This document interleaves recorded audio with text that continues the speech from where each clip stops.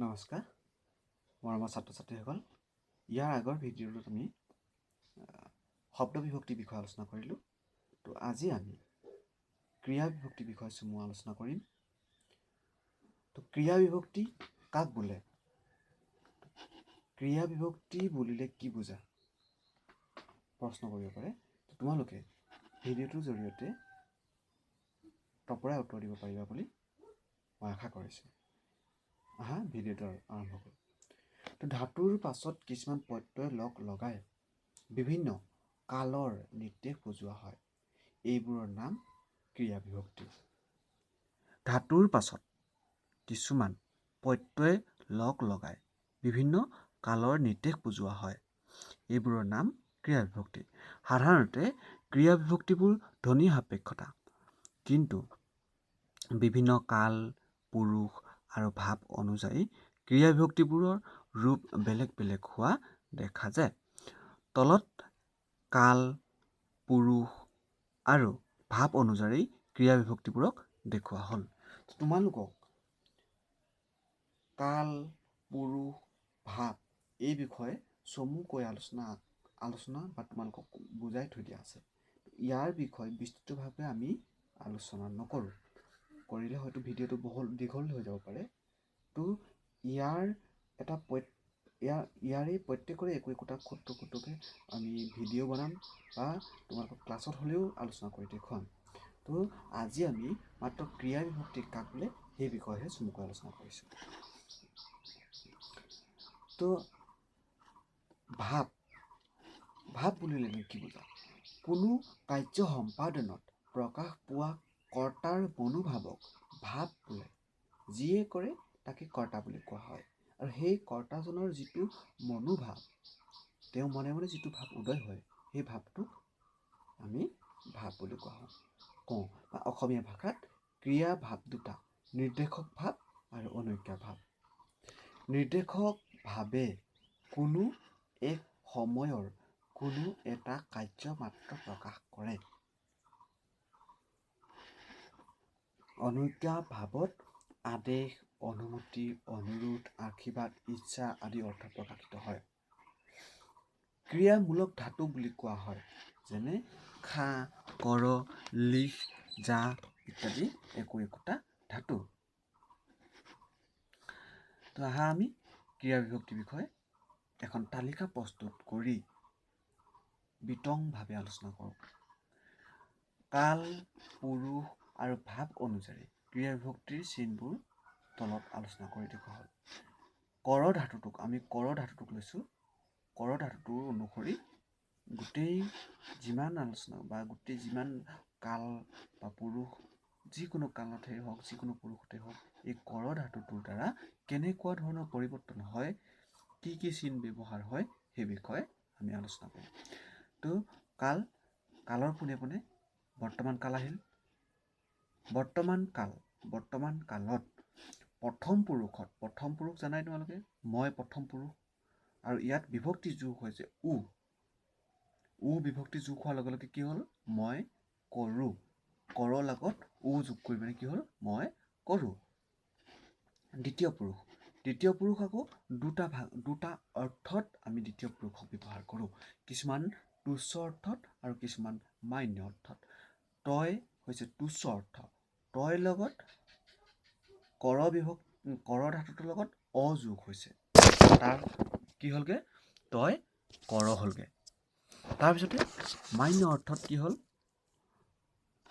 এ যোগ হৈছে ডাঙৰক যেতিয়া আমি কওঁ আপুনি কৰৰ লগত এ যোগ কৰিলে আপুনি কৰে হ'ল আৰু আমি যেতিয়া এজন সৰুক ক'ম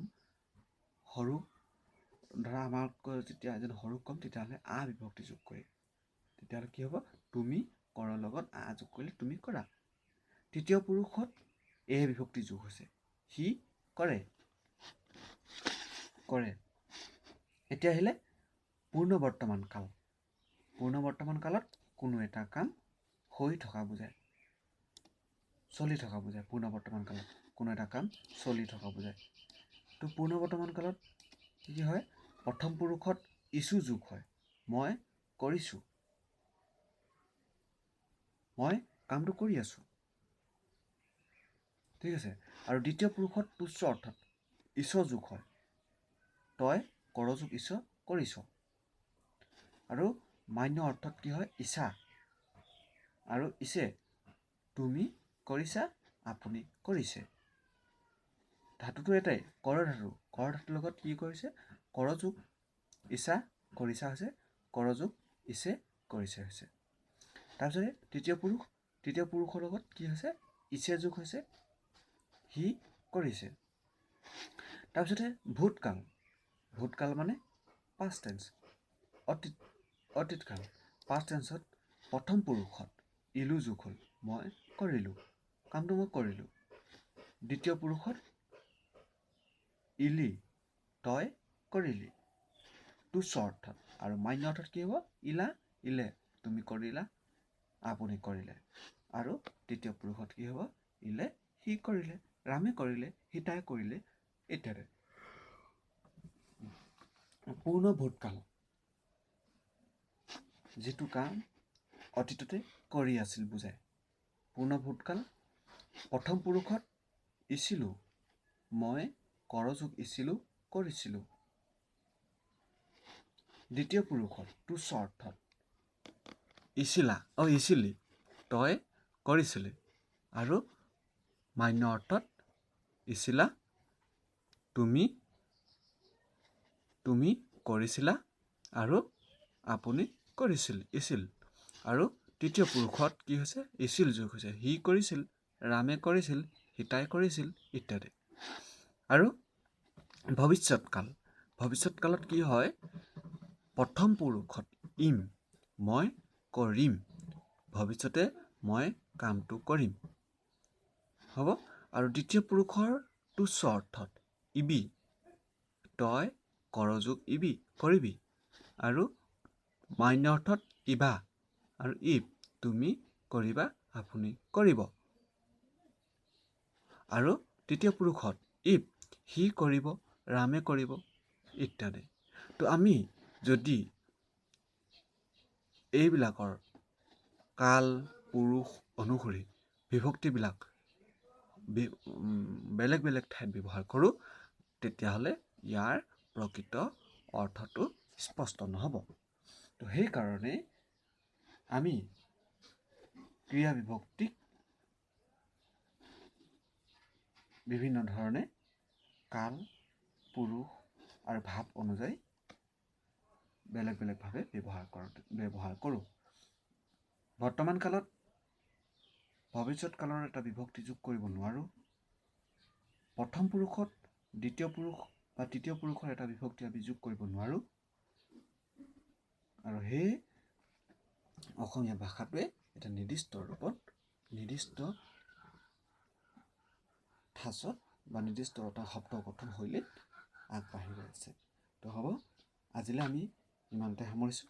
তো ক্ৰিয়া বিভক্তিৰ বিষয়ে তোমালোকে প্ৰশ্ন যদি কোনোবাই কৰে যে ক্ৰিয়া বিভক্তি কাক বোলে, যে পুৰুষ আৰু কাল অনুসৰি ক্ৰিয়া বিভক্তি বৰ্তমান কালৰ ক্ৰিয়া বিভক্তিৰ বিষয়ে বুজাই কোৱা বুলি ক'লে, তোমালোকে এই ভিডিঅ'টোৰ দ্বাৰা বা মই যিখিনি কথা ক'লোঁ সেইখিনিৰ পৰাই বুজি লৈ উত্তৰ দিবৰ কাৰণে চেষ্টা কৰিবা। ঠিক আছে, ধন্যবাদ।